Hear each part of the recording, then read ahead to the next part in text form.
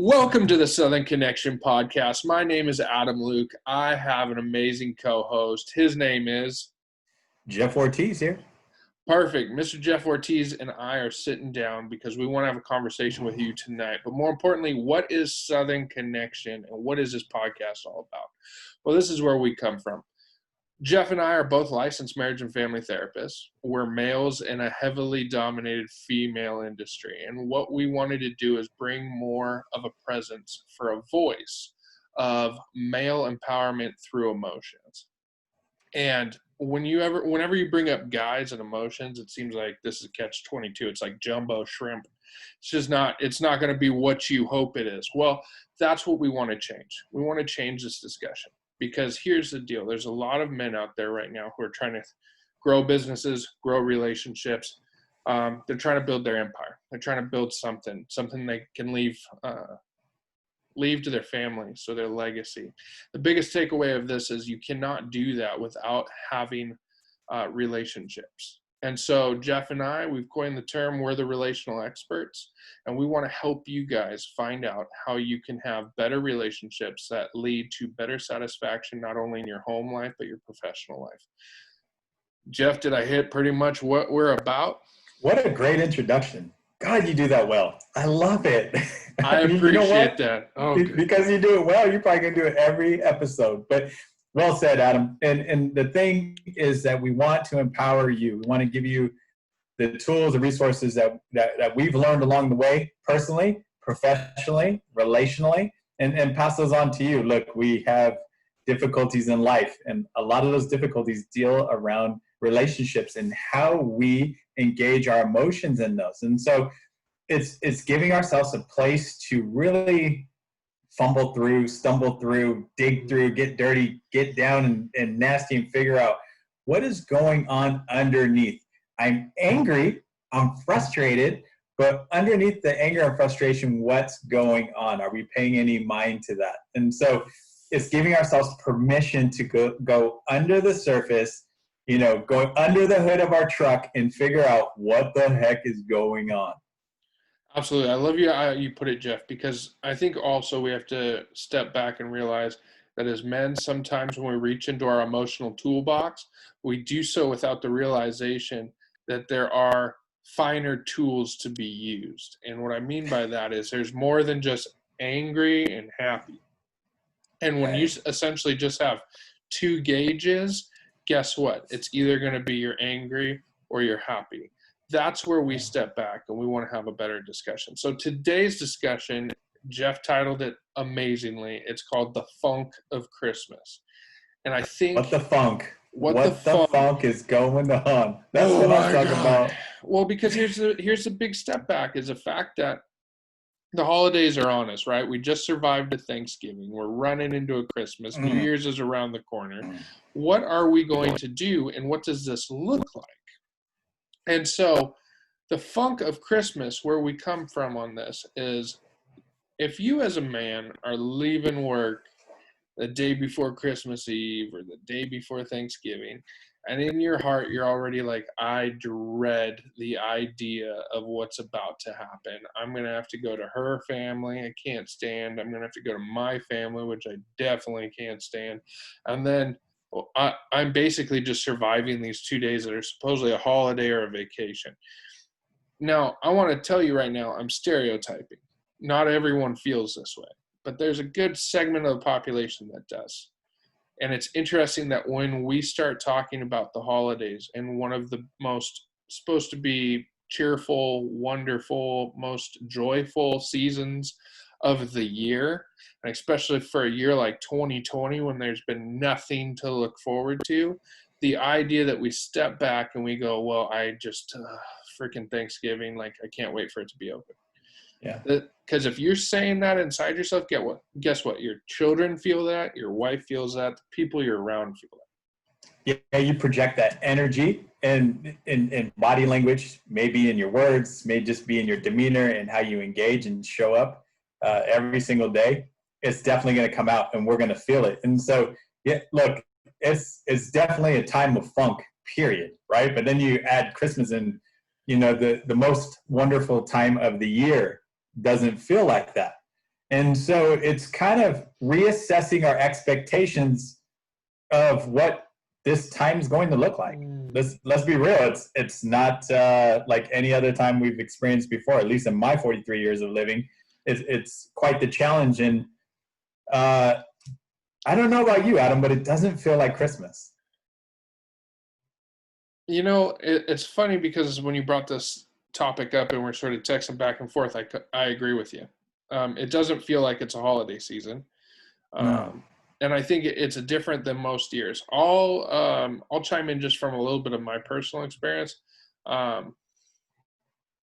Holidays were very much a two-edged sword in my life. They were either, I have very cheerful holidays that I can go back to, and then I can have holidays that were just absolute disasters. And it was largely because my family didn't get along on each side. So it was like, I felt like a divorced kid, because it was like, well, you're coming with me to my parents and you're coming with me to my parents, and we don't go to each other's individual parents. It was trying. I still had good memories, but it was very trying. And so that's why when you brought this up, I said, we got to talk about the funk of Christmas, because you can change your whole outlook on a year if you will not have the presence of mind to recognize when we should have time together as a family and cherish time together as a family. And what a gift to say that, hey, at least, let's say 4 times a year. Let's say Easter, Thanksgiving, Christmas, maybe even New Year's a little bit. We're going to spend time together as a family. You get 4 days out of the year you can spend time with family. We don't get to be around family very often. We just get busy. You move to different states. You have different schedules. And so the idea that this time that we set aside for ourselves as a society to be able to spend time together, that we should dread that. It speaks to sometimes our own loneliness and our own desire to isolate. And why do we isolate? And so I love when you talk about this awareness thing. I think right now it doesn't feel like a holiday because of all the external stress that's been put on society through COVID. And I'm not going to get into political reasons. I'm not going to get into that. We don't need any more of it right now. COVID's not political. No. Adam, COVID's not political. We're going to go ahead. Oh, good Lord. Don't you dare turn us into the Hodge twins right now. Anyway, but what we're gonna, oh my gosh, here we go. You open the door, but no, close it. We'll close it. We'll close it. No, I wasn't gonna go on a tangent. I wasn't gonna go off on a tangent. I know. But, I believe you. But the fact is, everything in our lives have become so political, and I think that's why we also have this side of us that doesn't like to be around our family. Because guess what? No matter what family you have, if it's super conservative or super liberal or down the middle, whatever it is, you always have family members who do not think the same way you do. And the difference is, if I just know you're a conservative and I don't like conservatives, or you're a liberal and I don't like liberals, I can just choose not to engage with you and choose not to be friends with you. And so I'll go do what else I want to do. But when we're family, guess what? That liberal sister of yours is going to show up. That conservative moron brother of yours is going to show up. And this is the breakdown of communication. Because what then do we model to those other children that are coming up in our family? That not even in family can we love and respect people for who they are and the value structures they have.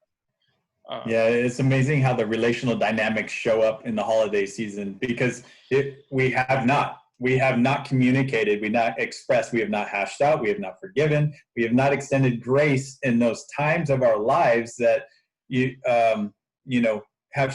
have been difficult and challenging. And then we're here forced together, and we feel the tension. We know because we're already thinking about it before it even happens. And so we like, getting back to what you said, we dread. And how do we get out of the funk of the holiday season, and how do we show up, right? And so, being the relational experts, there's a couple things that we can do. One is the awareness, recognizing, okay, I'm going to be in a room with my sister or my brother who used to drive me nuts, and we've not talked about it, we've not addressed it, we've not hashed out some of those things, or we have a parental figure that is just, they just touch us different, right? And it's like, not physically, emotionally and mentally, but it's like, gosh darn it, how come I haven't, I have to see that. Here's the thing. It's just one day, right? It's kind of putting it in perspective. There's a time and place to hash out and talk about and forgive, and there's a time and place for that. Mm-hmm. But recognizing that you have unresolved difficulties in situations, and maybe even some regrets, and maybe even some, you know, some guilt in there. It's a time and place to recognize that you have these things, but that's not the time to deal with it. And managing those feelings and those emotions aside from. So if I'm going to take my family to a family event where my children and my wife to a family event with the extended family, I need to be mindful of like, okay, what is this really about? Is this about me or is it about them? Right? And understand that there may be triggers that come up. Yep. And already accept it. If you can already accept that the triggers are going to come up, that's one half of the battle. Then managing those triggers when they do come up. So if you already know that they're going to come and then you see it, it's like, oh, yeah, it did come up. But am I going to give it power to get me angry? Am I going to give it power to put me in a funk, and then I don't really get to connect with all the other family that's there that I really enjoy? Am I give that power to that one person? And don't discredit the value of good communication, good conversation. Because sure, you might have that person that drives you nuts. They're going to be here at that party. But imagine not having a solid conversation with your grandparent, or with your great uncle, or with your aunt, or go down the list. And guess what? You will not have those formative discussions if you're not present. You can pick the easy road. The easy road is stay home and, warm up the stofers. But at the end of the day, are you really going to be happy? And absence doesn't equate happiness. And sometimes we think of it that way. Well, I won't experience that. Sure. The dichotomy I look at is, okay, sure, you won't experience potential bad things, but you won't experience anything good either. Mm-hmm. Like if I don't make space, I cannot make space for joy without also potentially having struggle. Because if I do, what happens is I lock it down to where joy can never enter, opportunity can never enter, and then all of a sudden I'm just a bitter person. So the other aspect of it is, again, we have to always watch how we're modeling to people communication. Mm-hmm. And if we are in that mind of avoidance and we're always avoiding, this is going to be something that we're also going to bring into a professional life. And I know for some of you guys have been like, man, you keep hammering the professional aspect. And I want to link this so much, and I know Jeff and I have talked about this, of the fact that who you are with your family is who you are as a professional, and vice versa. You cannot be separate of that. Yeah. If you think that you can put on your success as a suit and just walk out, do your deal, come back in, peel that suit off, you're out of your mind. And there's a lot of people who try with varying success, and in the end of the day, they may have money to show for their efforts, but then they have very poor relationships. And they lack the things they cannot purchase with money. And believe it or not, you cannot buy a relationship with money. You can buy aspects of what you think a relationship is with money, but you will never find true intimacy emotionally. And so it goes back to, okay, this funk of Christmas, this funk of the holidays. What the funk am I doing? Well, here's the deal.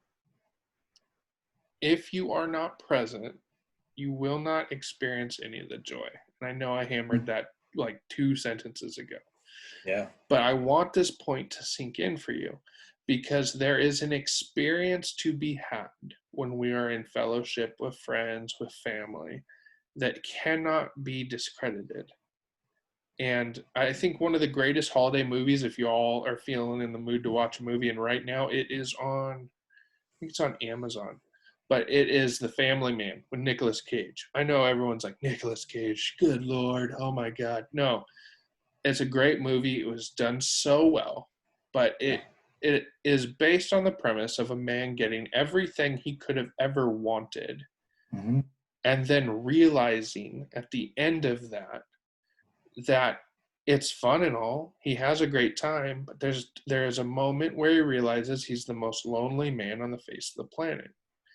And this is that relational aspect, because if you do not have the relational awareness to realize who's around you, why we should value these relationships, then you are potentially going to work yourself into a position where you will be the loneliest guy on this planet. Yeah, you hit it right on the head, because it's about relationships, and it's about being authentic and recognizing that, okay, we can go to these parties and there's going to be those one or two people that we may not care for, but there's a bunch of other people there too. And so let's focus on the individuals that you do get along with, right? And then managing it that way, and connecting with everybody there, but connecting with them as you, the authentic you, the person that shows up and says, you know what, okay, I'm here. I tell my wife this all the time. Those gatherings or those parties that I'm like, I don't really feel like going to, they always end up being great. Oh, yeah. Because I'm connected with people, right? And so my resistance at first, I don't know where it comes from, but because I just forced myself to go to these things anyway.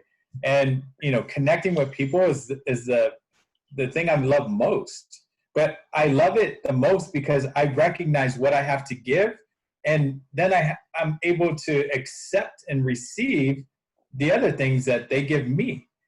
But when there's difficult people in the group, then we can set boundaries. But we don't have to be in the same room with that person. We don't have to engage in one-on-one conversation. We can do it in a group setting. So, we can invite our spouse to join us in that conversation. So that way things aren't getting said that it get, you get the ability to invite your spouse. My spouse busts in like the Kool-Aid man trying to sell drinks. Like, but boom! Oh yeah, right? I'm in this discussion. Like, yeah, exactly. Babe, yeah, babe, you are. Go for it.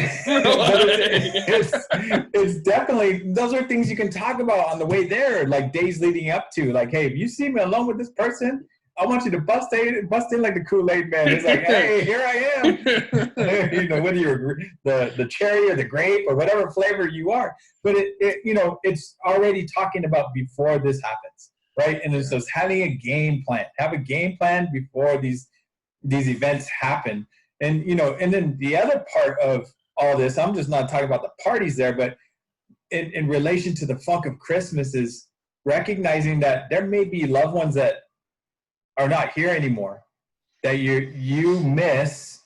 And when it comes to this time of season, like my mom was great with Christmas. She made a spread. She did. It was beautiful. It's presents, tons of presents on their tree. She made Christmas fun. She's not here anymore. And so it hurts.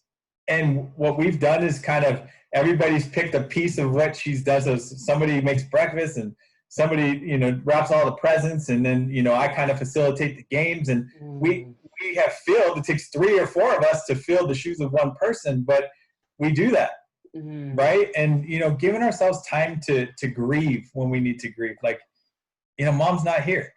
It's hard. Every year it's still something that crosses our minds and weighs heavy on us. And you may have a loved one that's not here anymore. Or maybe you're not going to see them this season, and it's just a time to really allow ourselves an opportunity to feel what we need to feel, and really kind of navigate that, and have a place to experience it. And just hearing you like break down how powerful and how much of a pillar your mom was in your family, I couldn't help but, like, you were describing my one grandmother. That was just like, she, whenever I think of holidays, I think of her. I go immediately. She used to make oatmeal pie all the time, and it sings like to my soul. But can you make that? Do you have the recipe? I do, and I make it during the holidays. Why? Because I want to remember her, and it's my way of bringing her to dinner. Because it's interesting, because when we go, when we go to different family members now that I get to see them in Tennessee, I showed up Thanksgiving and I brought an oatmeal pie.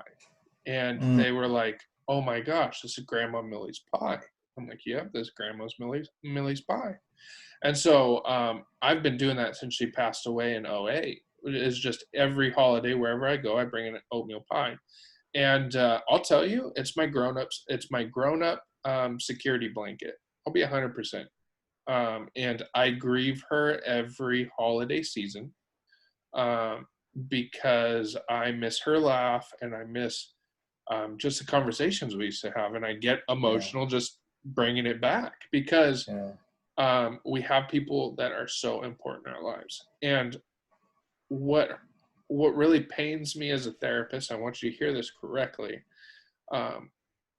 but where I can sit with my clients and I can feel my heart break for them as well, is when I hear the stories of, I wish I would have spent more time. I wish I would have been there. And the reason why we're doing this podcast is because, at least like we said, 4 times a year, the nation kind of steps aside and lets you have a day to spend with your family. And would you rather spend moments with your family, or would you rather avoid one person and not have that influence in your life? I had another, to make a little segue, I had another conversation with a mentor of mine on somewhat of this subject of how do you sit with difficult people and why do you continue to sit with difficult people? And I want you to hear that, because as the therapist side of me, I can work all day long on why you sit with why you sit with difficult people. Personally, still wrestle with this to some degree, because if I don't find that person trustworthy or safe, I really don't have any desire to be around them, just because of my own traumas and injuries and need for safety. Yeah. And this person broke it down for me. And he said, Adam, you go around challenging people when you know you have to be around challenging people, because you don't want to demean, I want to get this right. You do not want to demean the power of your influence. And I was like, what do you mean by that? And he's like, well, you may not trust this person. You may not be in agreement with this person, but you have power in your influence. And you can influence this individual kindly, with grace, to maybe understand your perspective and to maybe see things as you see them and maybe have meaningful dialogue. But if you refuse to be around this person, then you also discredit the power of your influence, because they cannot experience it. And so you may go into Christmas Eve knowing that that sister-in-law who's nuts, or that brother-in-law who's a dick, that they're potential wild cards. But you also have some power here. And it's how you wish to be experienced, how you wish to be engaged, and how you can influence. Sure, they might explode in conversation. They may not be safe in some cases of yelling and screaming and really speaking down to people. Guess what? You don't have to engage that. Mm-mm. I always say, let the fool at the table identify themselves. And so if they're going to yell and scream and cause a scene, and the worst thing you did was just kept it cool and didn't reach out to their level, then guess what? Most people aren't going to turn around and be like, yeah, wow, Adam really got his butt handed to him at the table when she made those pipeline comments. Like, it's not it's not going to happen, right? People are going to be like, yeah, no, she's nuts. So this is where we come from. Of like, go ahead. I mean, what you're talking about is responding as opposed to reacting, right? So we're not giving that power to that individual to react in a way that's negative or emotionally charged. So that way, we don't look like the idiot at the table. We just respond because we recognize that what we bring to the table, that we can positively influence that party, that gathering, those individuals that are there. And that, it's when we think about, the different people that are going to be there and the mindset that goes into it, that's a very reactive way to avoid and not want to be around. So I always encourage people to think about what they bring to the table as an individual and figure out a way to influence. And there's going to be difficult times, but your lack of reaction is what's going to set you apart from those individuals. And more importantly, you're going to leave that party with your head held high, and you're going to know that you didn't engage in that chaos, or those criticisms or those little jabs that get you.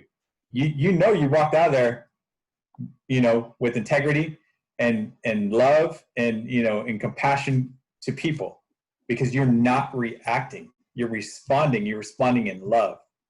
And that, having that mindset going into these types of possible interactions, it's very empowering, because you're modeling a behavior that you are expecting to receive, right? And so that other individual does not have to give it to you. We can't control the other individual, but how we respond to them is everything. Everything. Absolutely.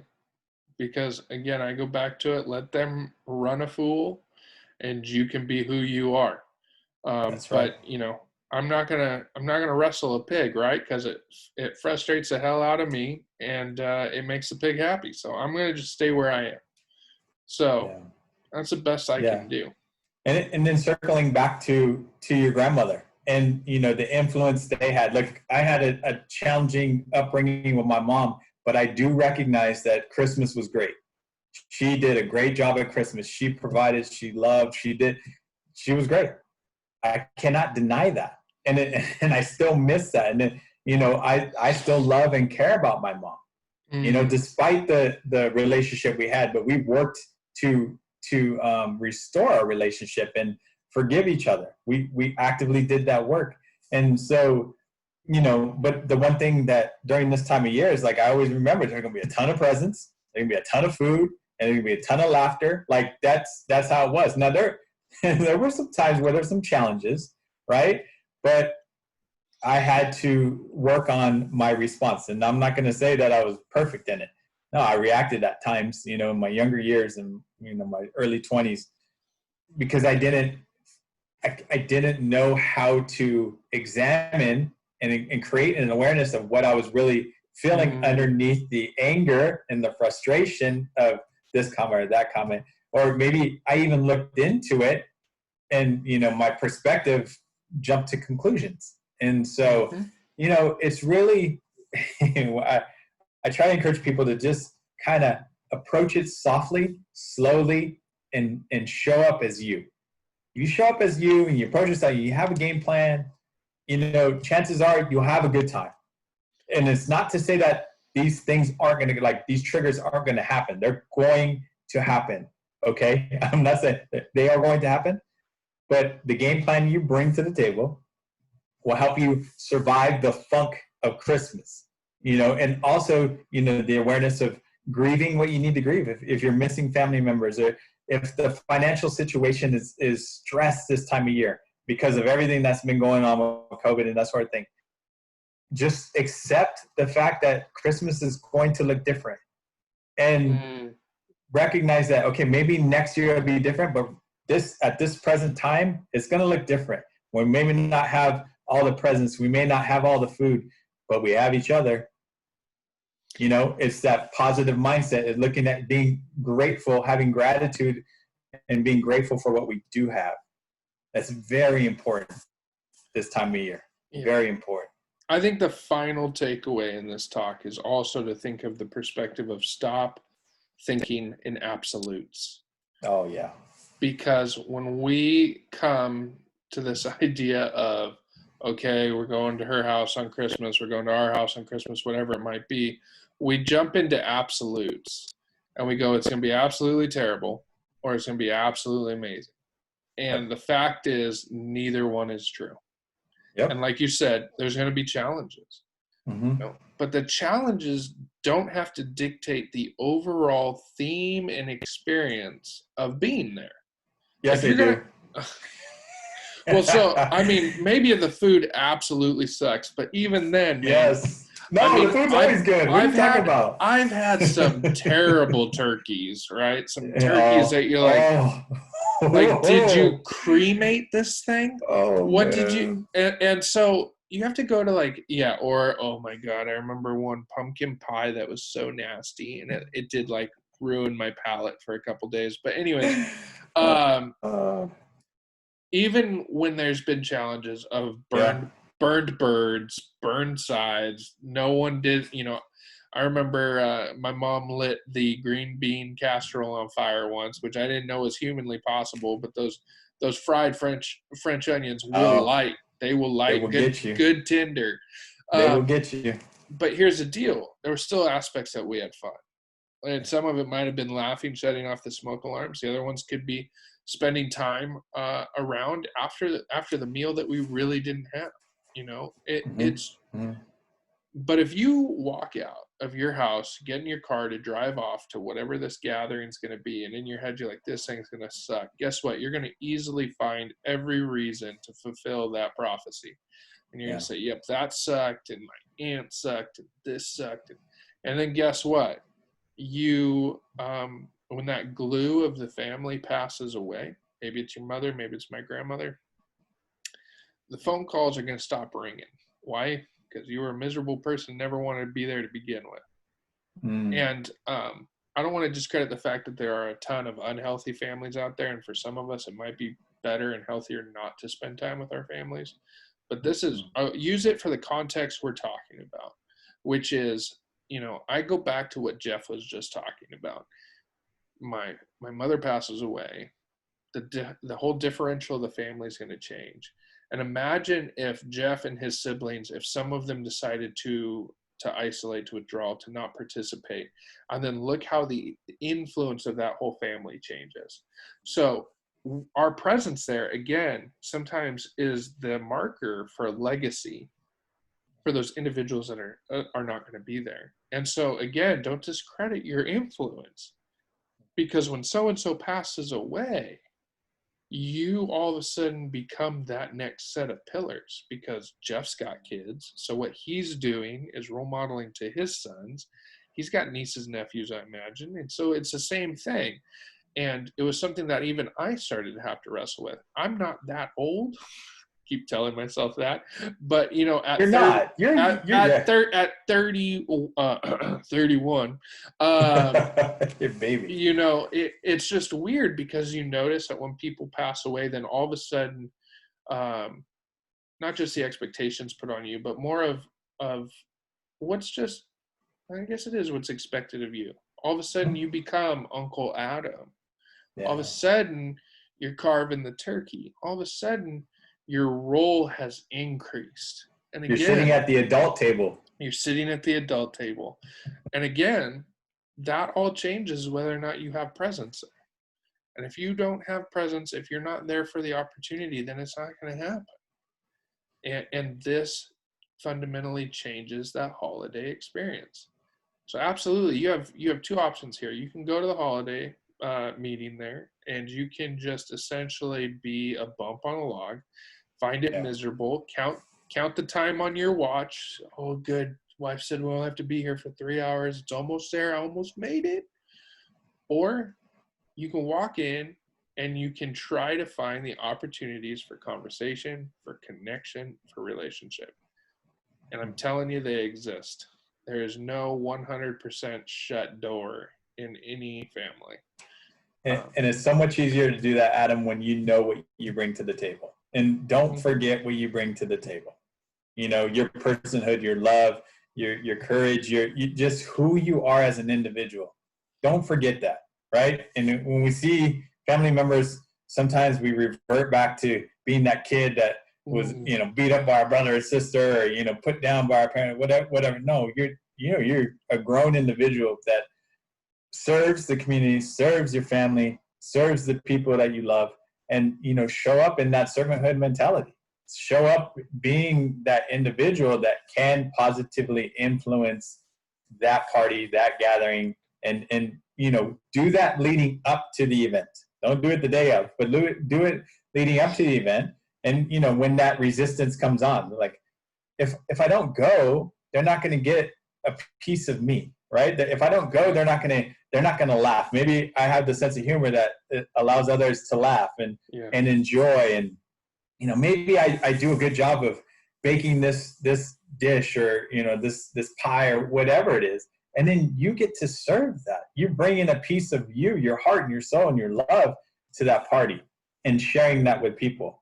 You know, it all comes back to being empowered and recognizing the power of influence that you have, and not allowing the funk of Christmas to, you know, gain control of you and your actions, but you empowering yourself to experience Christmas as a joyful opportunity, you know, and really sharing love, and, you know, experiencing what you need to experience. There's a lot of emotions that come with this time of year.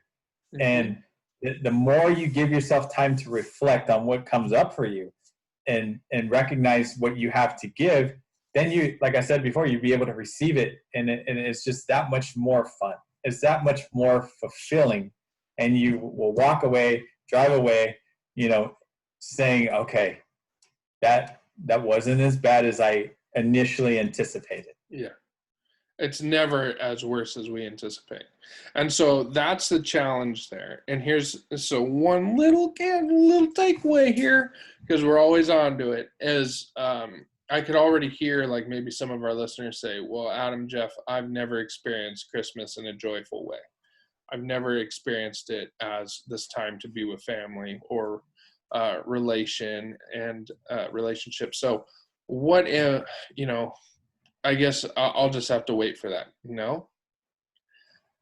Here's your dare, is we dare you to go into those spaces and try to bring it with you. And is it going to be immediately received? Not by everyone. But here's the thing. Joy, happiness, and love are contagious. So if you walk into a room, you got 10 people in it. Sure, maybe 4 of them don't want anything to do with it, but maybe 6 do, right? Or at least 3. Like, again, there's no way someone's going to look at that. A healthy individual is going to be like, oh yeah, love, F that. Like, no, they're going to be like, okay, yeah, let's have a conversation. Let's start a game. You have the influence to start new traditions, because Jeff and I talked about 2 powerful people in our lives that brought positive influence into our lives. Yep. You're right. Sometimes what we have is we have negative influence that leaves the family. They pass away. They're not there anymore. Well, guess what? If they're not there anymore, it's time for new traditions. It's time to fill that space with something different. Yeah. And that can be the most powerful thing. And that's what I hope for you and your family. Because again, this will fundamentally change how you move into going to places where there are other people meeting, fellowship, business, all over. Because if we just dread the fact of like, oh, there's going to be a lot of people there. Oh, I got to put on a suit or tie. Oh, I got to do this. Sure, stay home, but you aren't going to network. Sure, stay home. You're not going to make that sale. Sure, stay home. You're not going to find that job that you've been wanting. Yeah. Same thing with that family. You're not going to find those relationships you desire. More importantly, you're not going to understand what relationships you do desire, which ones you enjoy and which ones you do not. Yeah, it's truly reframing.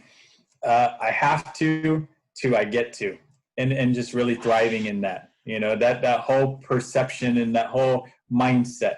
I get to be an influence. I get to enjoy people. I get to learn about people, and they get to learn about me. That's what you bring to the table. This what makes you you. And I know there's people. I know we have listeners like, no, you don't understand, Jeff, what I did in my past and what I do now, and I don't really care. I don't really care about me. I don't care about my family. No, really, underneath it all, if you're listening to this, I believe you do. And I believe that there's more to you than you let people in on. And maybe that's a safety component of how you live your life. But I got to assure you that if you start to step into who you are and loving as well as I know you're capable of doing, life and perspective will change, and have to will turn to get to, and you will start looking forward to things, and you will embrace things, and you just, everything about you will change. But, you know, a lot of that I feel like has to do with being grateful, having gratitude for the things that you do have as opposed to the things you don't have, to be grateful for the things you get to do as opposed to the things you have to do. And, you know, just truly appreciating all the positives possible. You can definitely look at all the negatives. They're going to be there. They're not going anywhere. They will always be there. And so it's you taking that initiative to reflect on the things, the great things that have happened to you time and time and time again. And the other thing is, I don't want to see on December 26th our email account go crazy when you all come back with, you motherfunkers didn't know anything that you were talking about. And here's the deal. What the funk, man? What the funk?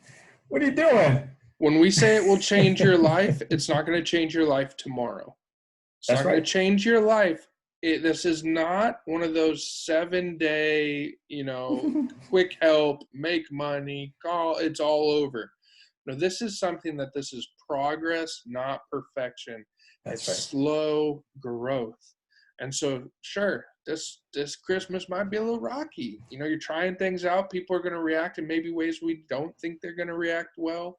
But guess what? If you continue to pursue this course, your influence pays off.